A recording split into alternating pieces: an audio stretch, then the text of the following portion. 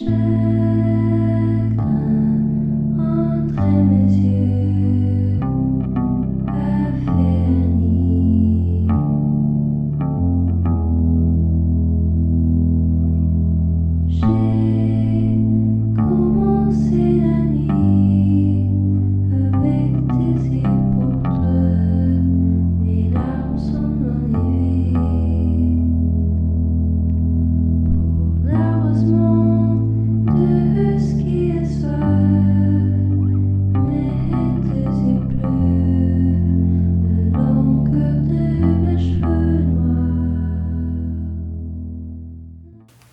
evening, sinners, and welcome back to another episode of Saturday Night Cinema.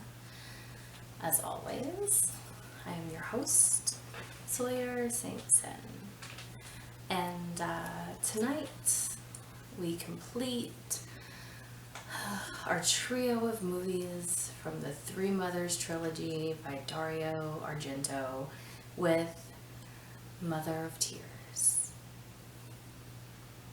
Don't think it inspired my makeup a little bit, do you?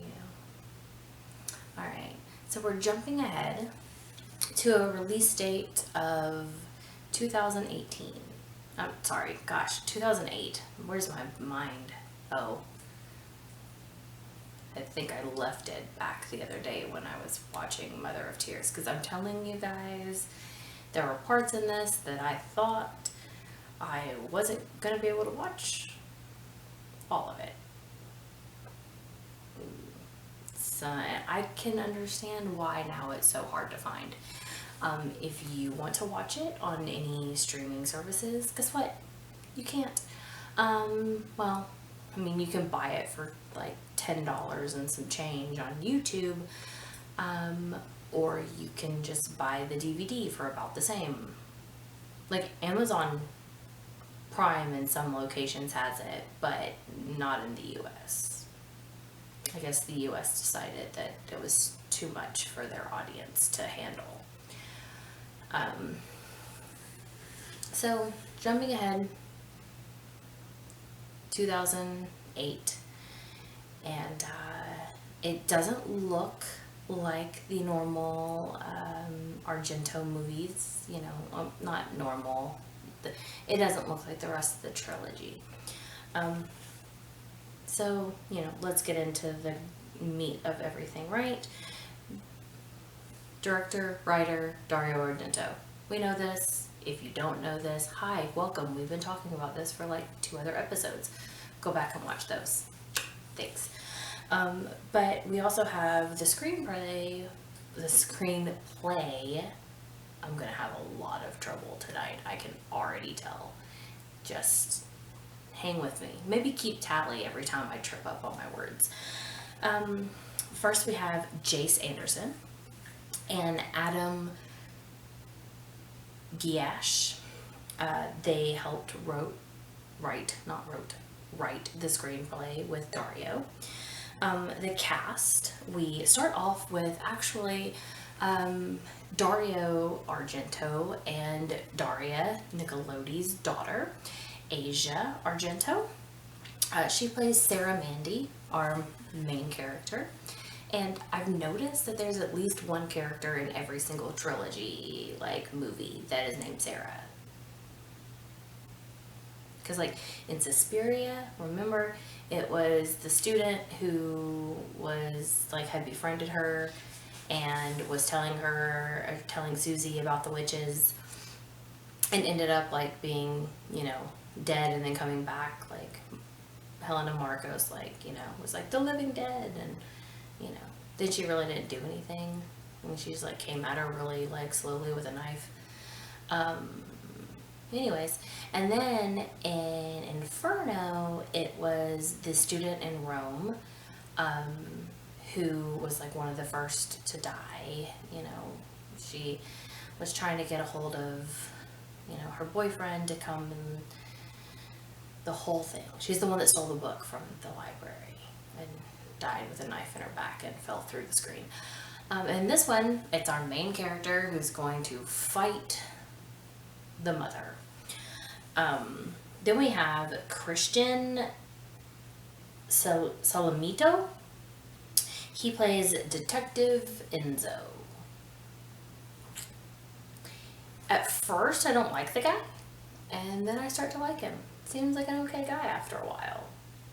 But like, I started trying to put together that maybe like the reason he was like trying to like that he was doing what he was doing is because like all of Rome was falling apart, and we'll get into that later. I know I always say that. Like, I'm like, hey, here's this little tidbit of information, but we'll go, just hang on, and we'll roundabout back to that.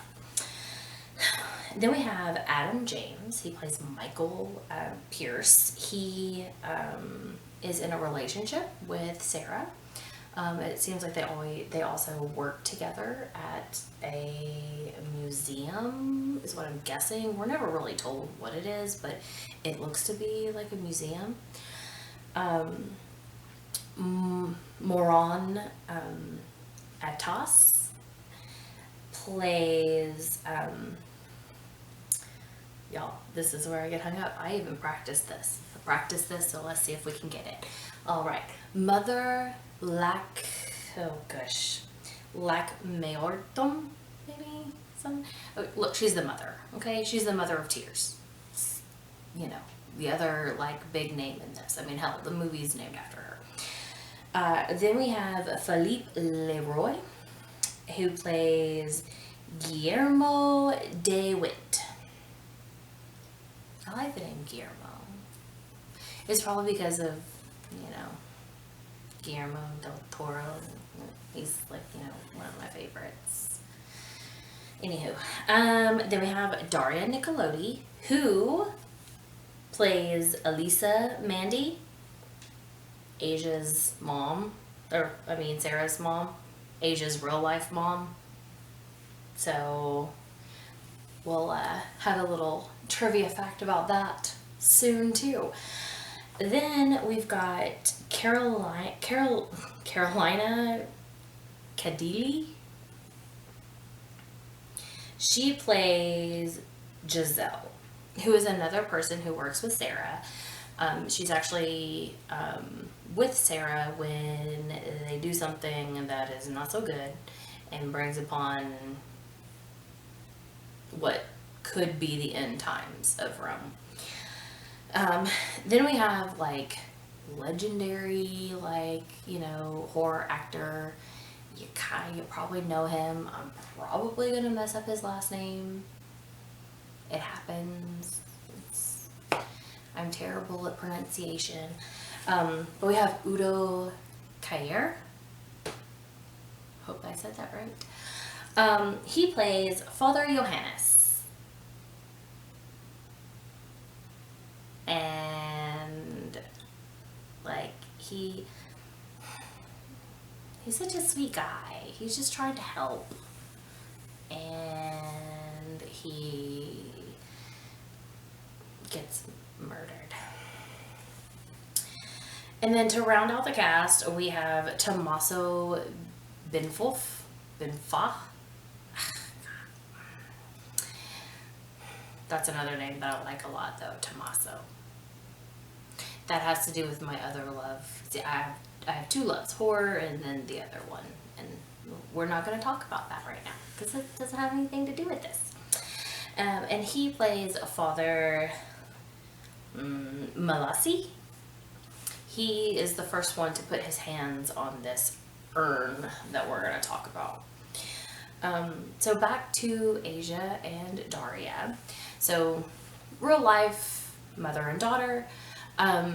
In one of the scenes, Sarah is looking through like family photos because her mother has passed away. Both her mother and her father had passed away when she was a very young child. So she's looking back at like family photos of when they were all together, and like funny enough, the photos are family photos. They're actual family photos of, you know, Daria and Asia, and I think there's like maybe 1 or 2 shots in there of Argento, but like they're not really focused on her relationship with her father. Like they're focused, you can see it's like focused in on like her mother, Like that had a big impact on her, like losing her mom. So let's move on. This was actually nominated for an award. It was the IndieWire Critics Poll Award. It was Best Lead, Best Lead Performer, and it was Asia was nominated for it, which is completely understandable because she was phenomenal in this role, just absolutely phenomenal. They were gonna go with the actress who played Sarah in Inferno for the role, but due to just like her age at the time and the fact that she really hadn't done a movie since like 1985, she declined and they went with Asia, which like I feel was a great thing. Like if you're gonna do something in modern time and you're gonna try to do like have a person with a character name that's timeline wise, it didn't add up to have like that character be the main character in this, you know, like it just wouldn't have felt right. It would have felt very disconnected and, you know, just not flow very well. There is one song on the soundtrack. Come on, you guys knew that I was going to talk about this. You knew, of course. So one song on the soundtrack. It is Mother Lacrim Miorum. Again, I think I butcher that every time I say it. Lyrics and vocals are by Danny Filth. Cradle of Filth. But it's performed by Damona, which I've never heard of anything by Damona. Like as you know, me and my director of the show, editor, director, cinematographer of my show, were watching the movie, like, and the ending credits were rolling and he heard it, he immediately was like, Cradle of Filth, but he had never really, like, heard much of Cradle of Filth, but he just assumed. So it does sound like Cradle of Filth a lot. But that's probably just because Danny Filth did the lyric, or, you know, did the vocals. And, but it's a really good song. I'm just gonna try to set my notes down there and not make a whole bunch of noise. But it's a really great song.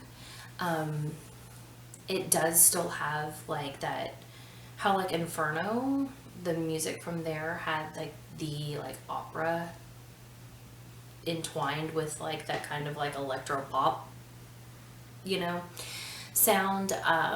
This one is not electro pop. It's more like the Cradle of Filth sound mixed in with that like operatic vocals and then Danny's vocals as well. It's a really cool mixture. Really enjoyed it a lot.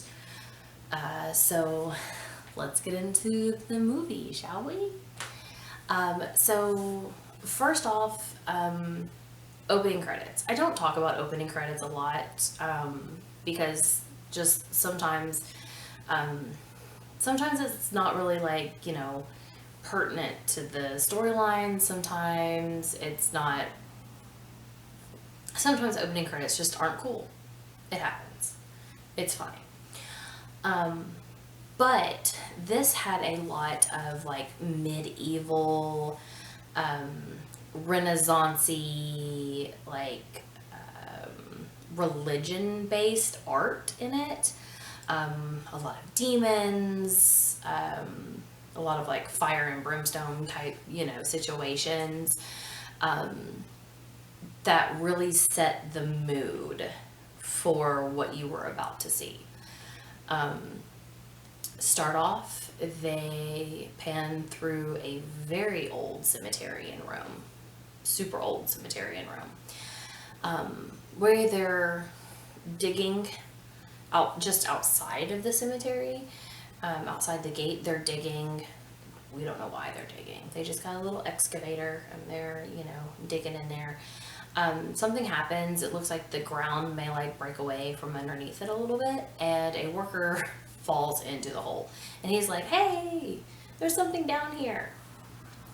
So they pull out a coffin, and then there's this coffin, and then there's like this little box on top of it, and it's all chained together.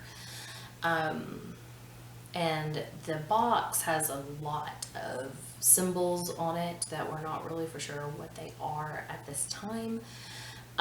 But the priest, Father, I just forgot his name. That's terrible. Anyways, the oldest father seems to have a very like visceral reaction to it. Like you can see that he's like reacting to this pretty strongly.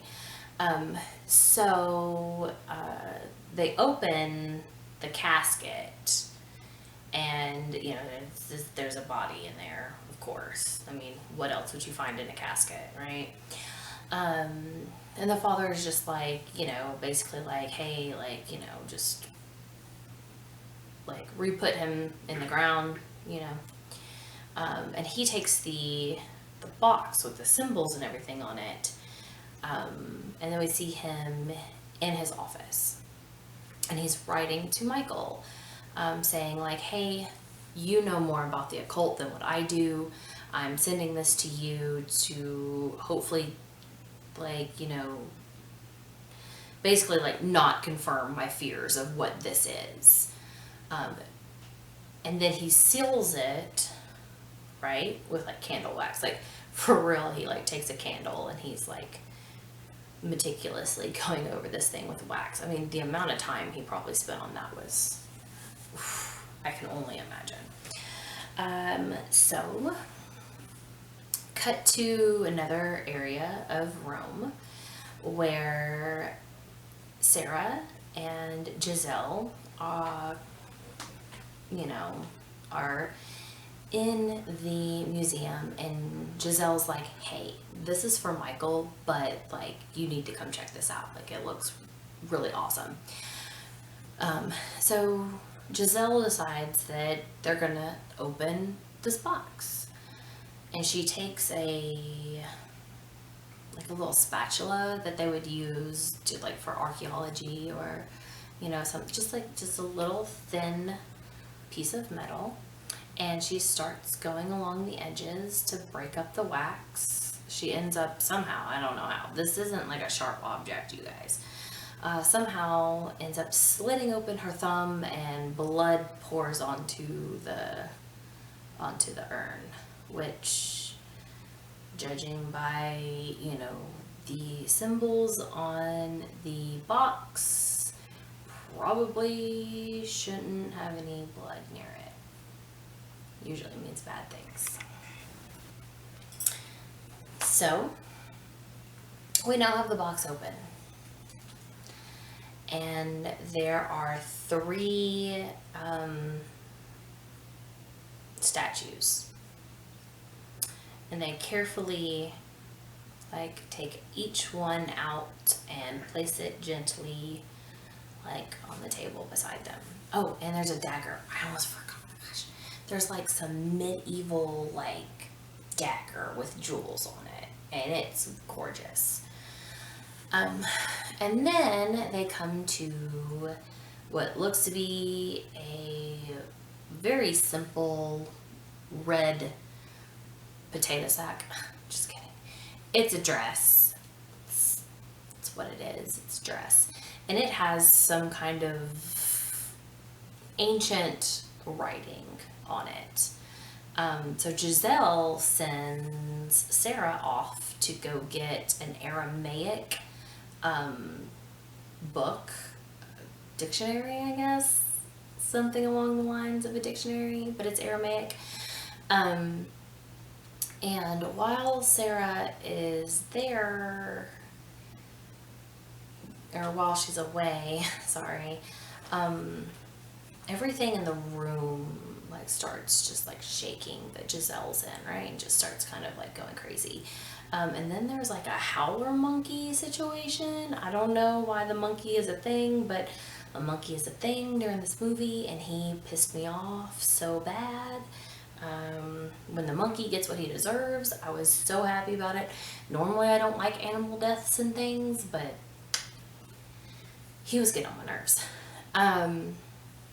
So then, like, the three statues pop up, and they come to life, and they start attacking Giselle, disemboweling her. We see just a part of a woman's face. We don't see all of her, we just see a part of it, and looks like she's getting in on the, devouring of body parts as well. And so Sarah hears commotion going on, and she peeks in and she sees she sees her friend just in the worst of ways. So she runs off, of course. But the monkey starts to follow her, and she is smart enough to take off her shoes so that she's not making any noise, and hides behind a curtain. And the monkey gets confused. It's oh, see no evil, don't see her, we're good. But then as Sarah's trying to get out the door after the monkey leaves her alone, she's trying to get out the door, and her jiggling the door because it's locked, and all that commotion, the monkey finds her, and then while he's screeching and howling at her, for the other ones, or screeching and howling for the other ones to come get her, there's a voice that she hears in her head, and it's go now, and then the doors just start flying open. Who's doing this? But Sarah is okay, whatever, and just bolts out, right? So the next scene is with the police. She's being questioned about what has happened to her friend. While she's talking to them, they basically think she's a crazy person. And then Michael shows up and takes her to his house because she doesn't want to be alone after what she just witnessed. I don't blame her. I wouldn't want to be alone either. I'd probably drink a whole lot of booze and pass out. It's probably what I would do if I just saw my friend disemboweled by three evil monsters of sorts. I don't know what exactly they are. So this is where we're introduced very briefly to the cutest little boy whose name is Paul. And all that Paul wants is for them to read him a book and hot chocolate. That's all Paul wants. And he's just so cute. So, sorry, my nose itches. So, they're in there getting Paul some hot chocolate, and Michael is asking, Sarah about the occult. Basically, do you believe? And she's no. Are you kidding me? Witches? Well, that shit's not real. And Michael, is basically no, there's evidence, whatever. So let me cut to, they go to bed, she gets up, it's fine. Everybody goes about their day, right? Cut to the streets of Rome. And we have a mother who's pushing her dear sweet little baby.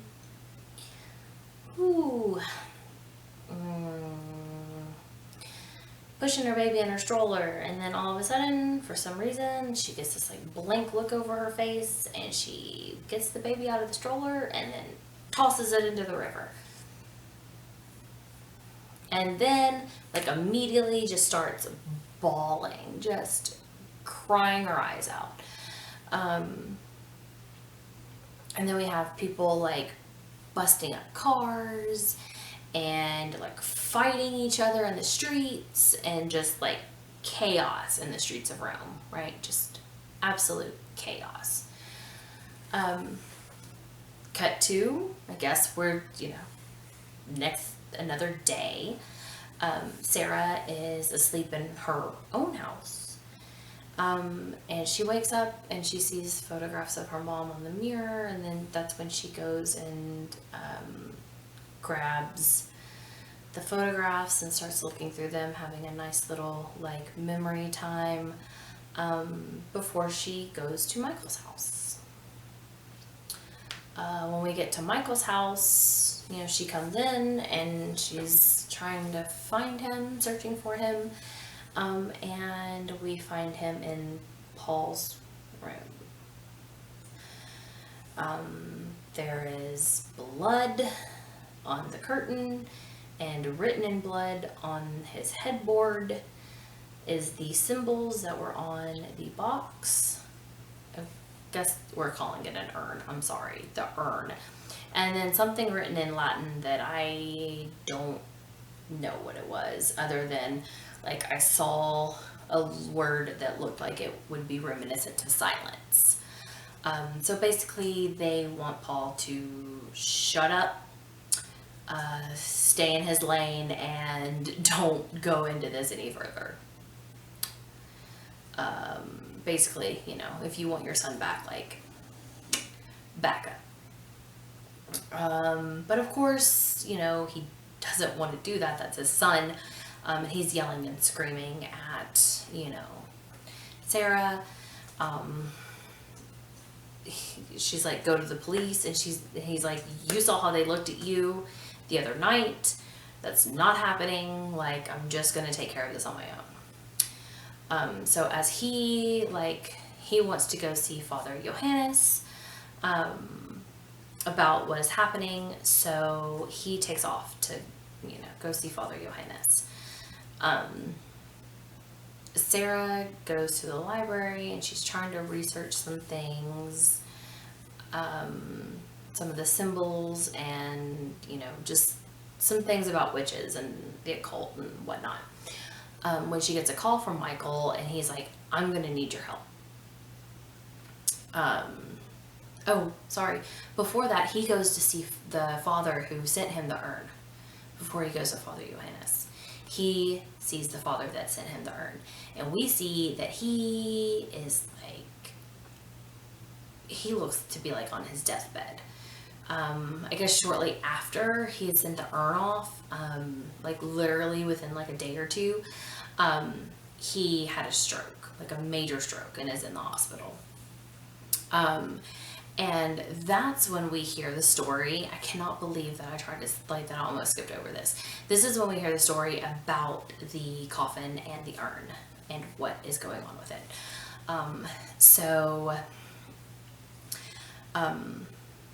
This urn had been unearthed, at a cemetery location, and shortly after it had been, these wolves came out of the forest and just mutilated and killed everybody in the village. So a priest went to take it, and he was going to take it to the Vatican to have it, looked over and analyzed and all of that. Every village that he passed through would have some kind of devastating effect happen to it. Whether it was sickness or the wolves, something would happen. Death of crops, starvation. Something would happen to this village and wipe out everybody. Soon it was that no village would let him come anywhere near them. And once he was able to get to the Vatican, he was sick, just hanging on to dear life, poor thing, which he ended up dying before really knowing what was really going on with the urn. But it was said that it contained the Mother of Tears. one of the, three witches in this grand scheme of, things. Like, you see this in a lot of things, religion has a lot of threes in it, and that's not something for this show, but religions, it's threes, always threes. And so, of course, this evil is going to be in threes as well. So, knowing that, like, Michael leaves the hospital and he sees these two people that are just like staring him down. Just like staring him down. So like he leaves and he calls Sarah and tells her like, hey, I'm going to see, Father Johannes, I'm going to need your help, like, and gives her the information on like where to go, right? But like he cuts it short. He doesn't give her all of the information that he wants to give her, because he notices that the same two girls are staring him down again. And this time we're like at the train station, right? So Sarah then goes to the train station to, get on a train, and she notices that there's like this group of, they look like goth kids. Let's just be honest. They look like goth kids traveling in a pack, and one of them stops and turns around and focuses on Sarah, and then in a language that I don't know, I'm not sure what it was, tells the boy of the group to get her, basically, is what I'm assuming it is, because he starts like running after Sarah. But then also Sarah has to like hide from the police because the police are after her. Maybe they think that, she had something to do with Giselle's death. My thinking is that the Mother of Tears knows that Sarah is like in on this, like, with Michael, thinking like, hey, we gotta stop this, like, even though Sarah doesn't believe right now. So like I thought the Mother of Tears was controlling the police department to like get Sarah and get her into a place where she can't do anything to mess with the Mother of Tears. Right? Just her presence is making like all of Rome like start going like crazy. Like Michael said, there were like 52 reported suicides like in a day in one area of town. Like, that's nuts. I don't know where any suicide rate is that high in one day. Well, I could imagine where it would be, but anyways. So Sarah is she dips into a bookstore at the train station. And again, she hears this voice, and this voice is telling her to concentrate. They won't see you, just concentrate. And she does. She concentrates so hard that like the policeman is right here. Like it was to a point that I was like, kiss him, because they were so close to each other's faces. And he didn't see her. He kind of like felt like there was like some kind of something there, you know how you get like, you like feel like, oh, there's like something watching me, or there's like a presence. Like it was that kind of like thing with him. But no, he never saw her. So she's able to run and dip into a train car, but that like little witch from before, she gets in there too, and she actually kills a guy. She like does like a death grip on him, and then he starts like just bleeding from every hole in his face. And so she's looking in the bathroom, seeing if like, Sarah's hiding, she looks into one bathroom and she like doesn't see anything, and then like she shuts the door a little bit, and then she's like, no, and she pulls it open again, and there's Sarah, and then Sarah just slams her head over and over and over again with the bathroom door and kills her. It was intense. That was intense.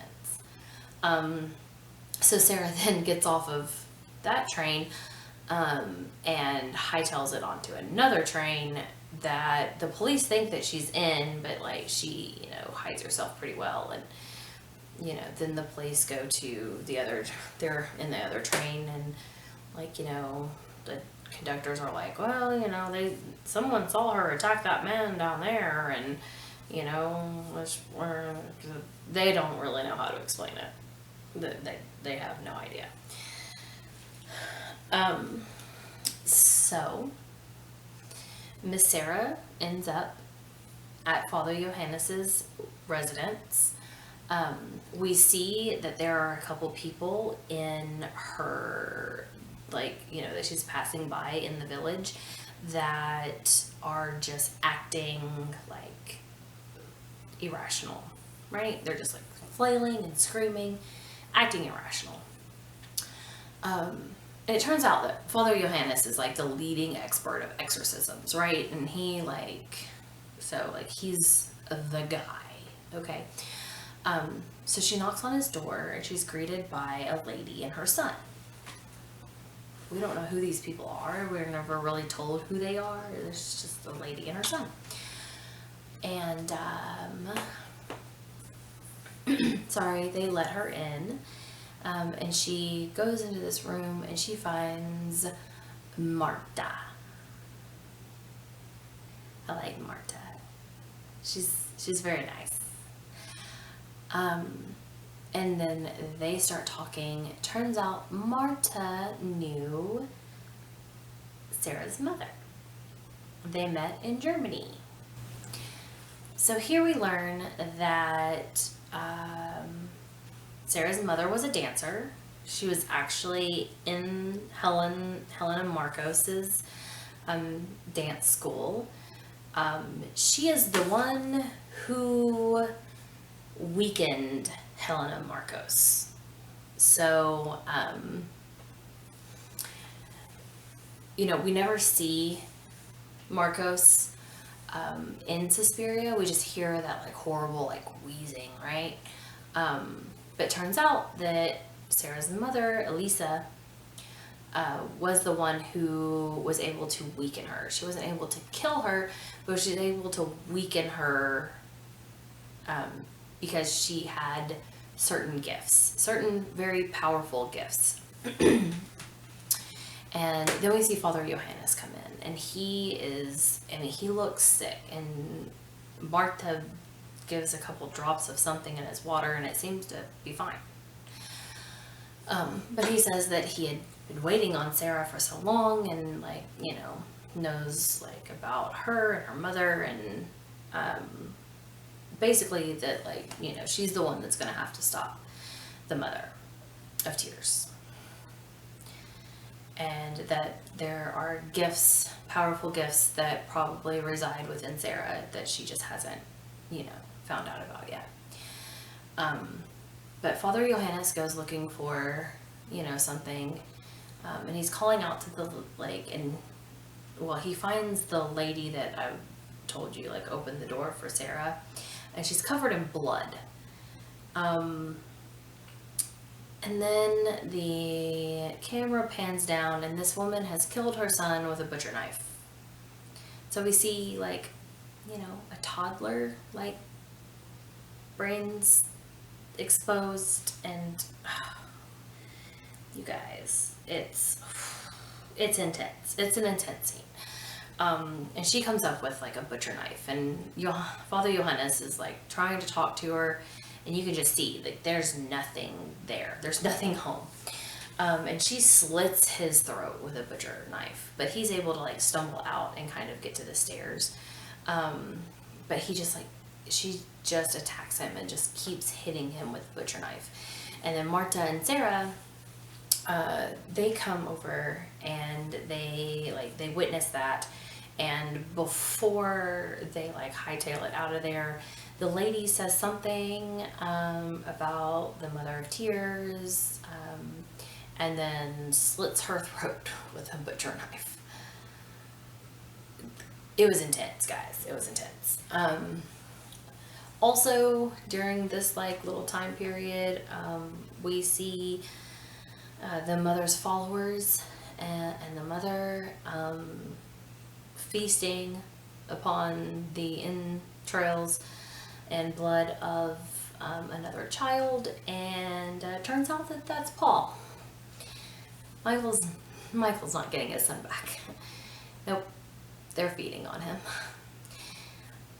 So again, when I tell you guys that this was hard to find, I think it might be a little bit about all of the gruesome children death that is in this.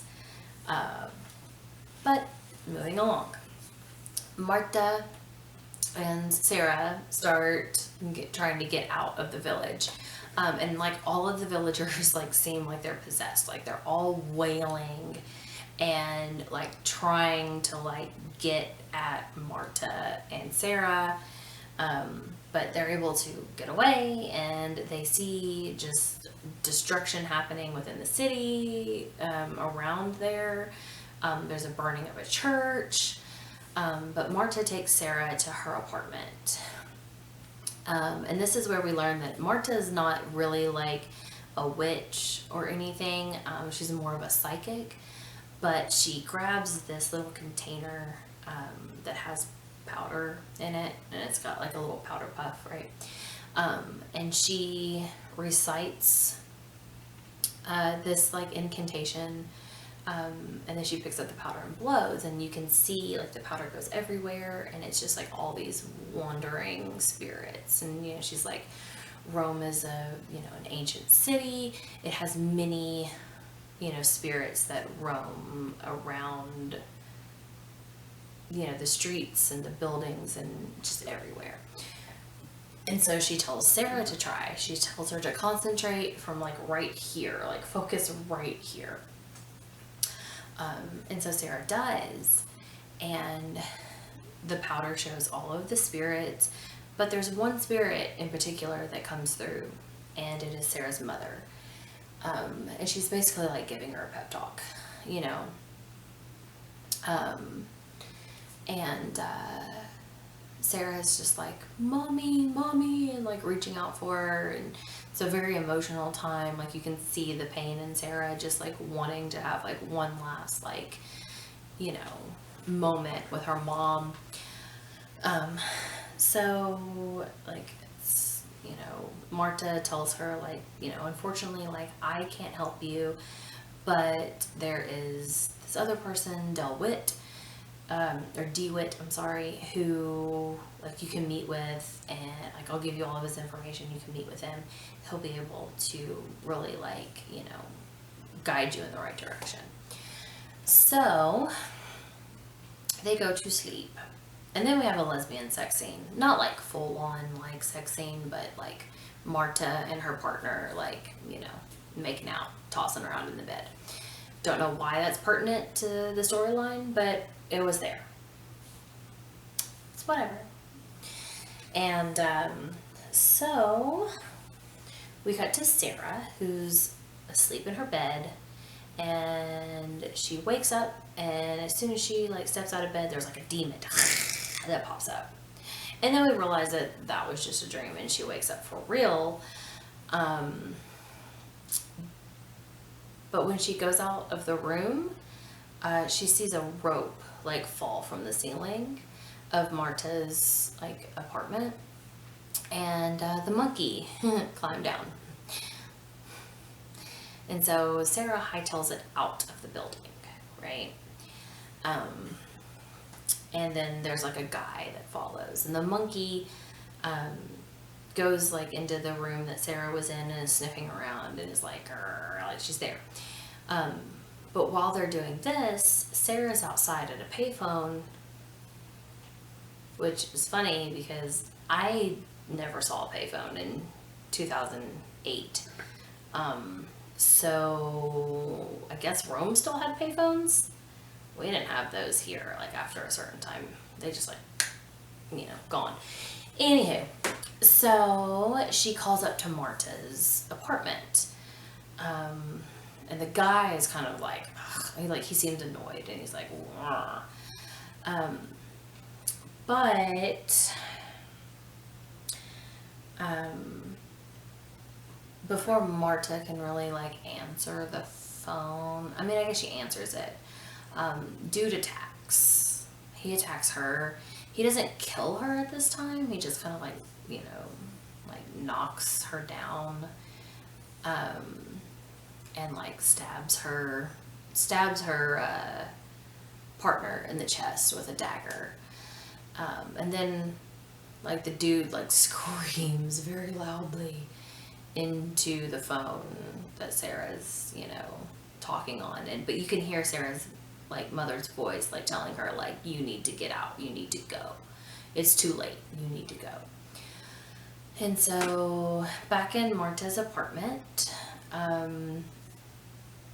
dude's like hit her, she falls on top of like her partner. Dude gets out some kind of device that's like two little like prongs, and shoves them into the eyes of Marta's partner. Terrible. Then he fights with Marta some more. She tries to go for that powder thing, and he like, destroys it. He has her like, he like grabs her neck and like squeezes, but like doesn't like suffocate her. I think it's just like enough to like break it or like compress her to where she can't breathe. But she's incapacitated on the ground, and he goes to like this briefcase looking thing, and he puts together this very long spear, right? And then he proceeds to shove it into Marta between her legs. She's still alive. She's still like jerking around and is alive. And then the Mother of Tears shows up in a black little number that like has a slit here with just like her whole boob hanging out. I don't know. Oh, and a hood. She has a hood too. But she like leans down and like licks Marta. And then we move on to our next scene. It's a fast ride. And there's like times of like super gore, and then there are times of like storytelling, and I like that. I like that it's not just like gore, gore, gore all in your face all the time. But so, cut to Sarah calling to get the information for Mr. DeWitt.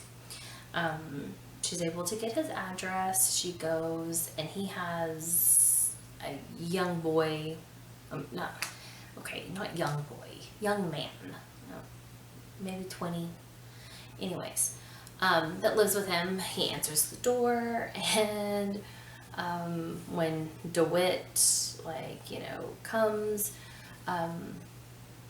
he like sprays her with something that like kind of like paralyzes her for a minute, and then they get out this device, like big green like magnifying glass is what it looks like, but I'm not really for sure what it is, and then they get this little thing to hold her eye open, and he's reading who she is. Like, he wants to make sure that she is who she says she is, right?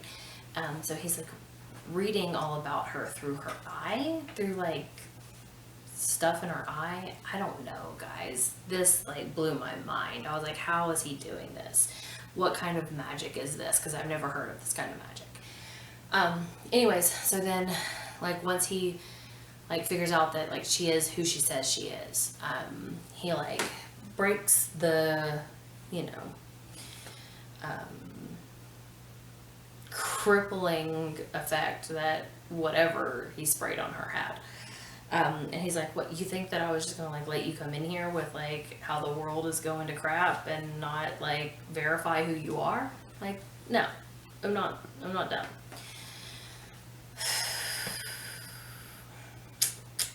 So he then takes her to another part of like his study where he's like, there's not much that I can like really help you with, but he pulls out the Three Mothers book and hands it to her and is like, this shall help you.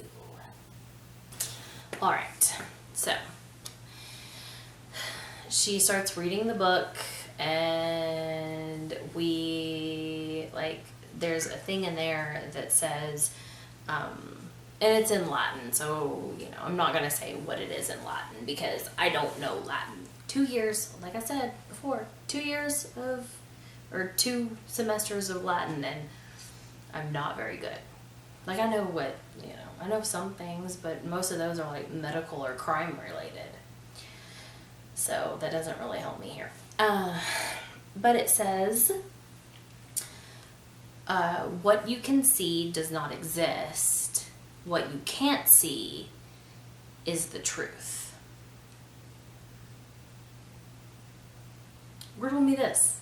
Anyways, so but it has a picture of what the mother's house looks like, which, by the way, it has like these 2 like obelisk looking things. If you don't know what that is, look it up. They have a lot to do with like energy, power, and maybe aliens. Like, again, that is not for this, but obelisk, look up the meaning. So she's just kind of driving aimlessly around Rome in the back of a taxi, right? Or she's riding in the back of a taxi. And she sees like another crew of goth kids. But we learn that these are like the black witches, like the black art witches, right? They're coming to Rome in droves. Just however they can get to Rome, they're coming to Rome, right? So she follows them. She like tells the taxi, hey, stop. And she follows them to the Mother of Tears house. Yes, guys, we are close to the final battle. Woo woo. So she slips into the gate, gets into the house, and she's, you know, searching around. She doesn't really find anything. She goes into like this basement area and finds this homeless guy who's been living there, and he's like, you here to interview me? Like, I've been here for probably 20, 30 years. You know, the Nazis used to whatever, and just giving her all this like run around, right? So then she like leaves and she hears something. Well, it's the Detective Enzo to the rescue, even though she's not really needing to be rescued right now. And he like pulls her aside, and then one of the, I guess, like henchmen, we'll call him, for the Mother of Tears, is with the homeless man, and he's like, what are we supposed to, you know, we're supposed to like take care of the situation. If anyone comes snooping around, like, you know, whatever. So he's like, we gotta find her. And he like runs off, and he's like, you know, can't find her, which is really quick, by the way, like real fucking quick. So the two of them like disappear, and Sarah's like looking around, and then she sees like the scroll, like how it was in the book, and she again says, like, she says, you know, what you can see is not real, what cannot be seen, you know, or what you don't see is the truth.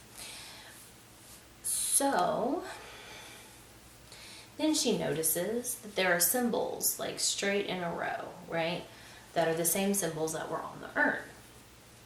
And she pushes each one, and then the bottom one like comes out and a door opens. So they go down into there, and turns out that there's catacombs underneath this house. How fun. So they are going through the catacombs.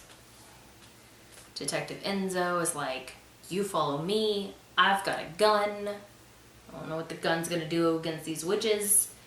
Like, they're super powerful. I don't understand. Anyways, so Sarah stops to look upon a statue that looks like the Three Faiths. And so he gets way ahead of her. And then ambushed by a homeless man and henchmen. And then so Sarah's like frantically like looking around. And then she hears something, so she goes into a little dead end, and she does that like concentrate really hard, make it to where they can't see me situation. So the two witches like that are like trying to find her just kind of go away because they can't see her. Now I would think that like a black witch would have like some kind of like way to feel some kind of energy and not just be like, you know, like I can't see her, but I feel that she's here, you know, situation. Anyways, so the henchman and the other guy, like,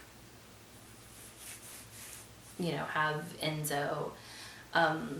Sarah ends up running into like the big meeting room of the witches, right? And she's like looking on, and she sees the henchman and the homeless guy have the detective, and they kind of like throw him on the ground, and the Mother of Tears is up there in her little, you know, in her little dress, you know, where you can see her butt cheeks. And she's like, hang him up. But we also see, not only do they have the detective, they have DeWitt and the man that was with him in his house, and they're like cutting them to pieces. They chop off the young man's arm. Like the detective's bleeding from a head wound, and then they like are like poking his chest, like right underneath his ribs. They're poking it with some kind of something. I mean, they're just torturing these people. They're not really trying to kill them at this point. They're just torturing them. And then who should show up and give away Sarah's location? None other than that stupid monkey. The monkey's so annoying. So very annoying. Anywho, so, yeah, the Mother of Tears is like, ooh, Sarah, and like, you know, they like get her, and the Mother of Tears like uses some, you know, black juju to, you know, make Sarah have some situation, and she's on the ground now, right? She's not doing much of anything at the moment. And the mother's carrying on with her, you know, ceremony of basically just getting love from her followers. She doesn't really seem to be, you know, she's just up on her pedestal doing her thing, right? In her little super mini dress with her butt cheeks hanging out. And there's a lot of, okay, guys, yeah, whereas the other two films didn't really have a lot of nudity, this one has a whole lot of boobs and a whole lot of butt, like, a lot of nudity. If that's your thing, check it out. So, Sarah, sorry, I've got a rogue hair that's all up in my face. So, Sarah takes a gander at the spear that they just shoved into, you know, the detective. Only after he's like dropped blood all over her face, and that kind of like wakes her up to the situation. And she grabs the spear, and she rips the talisman dress from the Mother of Tears. So the Mother of Tears is like naked again, and she throws it into the flame. And now this burning of the talisman this is about the only time that fire really comes into this, guys. You know, the other two, house burned, mother's dead, you know, fire, inferno things. Okay, we end the movie with fire. This is the only part that has fire, is literally the burning of this talisman. And you can see that the mother has a reaction to that this is burning. Like, this seems to be like what she gets all of her power from, is this talisman dress. So when this is burning, just, you can, the house starts to crumble within itself. A big old rock smashes that monkey to death. Thank you. He was driving me nuts. And I'm like, well, what's gonna happen? Because, I mean, just burning this talisman is just weakening her. It's not gonna, like, kill her. It's not gonna get the job done. What are you doing, Sarah? Why are you running out of the house? I was getting irritated. I was getting mad. So, remember those obelisks that I was telling you about before? So they're real pointy at the top, right? Real pointy. Think Washington Monument. Got that in your head? Alright. So as the house is collapsing in on itself, one of those beautiful pointy obelisks drives right into the center of the Mother of Tears and basically, like, just explodes her almost. Like, I mean, it's so big that it just creates a giant, like, hole, gaping hole in her. And so, but Sarah has found, like, a little, like, tunnel, like, out of, like, the catacombs. But it's also filled with, like, very gross looking water. Okay, I have a thing, I told you in Inferno, I have a thing about water that's murky and you can't see in, and this is like the grossest of the gross. And there's like dead bodies. There's corpses floating in the water again, you guys. You guys. My anxiety was high. And not only that, but she kept like slipping and falling into it, and gross. So then there's a person. And it's just Enzo. It's just Detective Enzo, which I'm not sure how he didn't succumb to some of those wounds that he got back there. But he probably did get a nasty infection wading around in that water with those open wounds. Gross. But they're able to get free of the catacombs and the house, and they come and they emerge from a hole in the ground. And we end it with them laughing and embracing in a hug. So this is the first time that we've had like two of our characters, right? Like get out alive. And the other two, it was just one. You know, Susie and then Mr. Elliot. But now we have two. And so that is, I mean, that's all of Mother of Tears. It was a fantastic movie. There wasn't the same like Technicolor lights and stuff in it.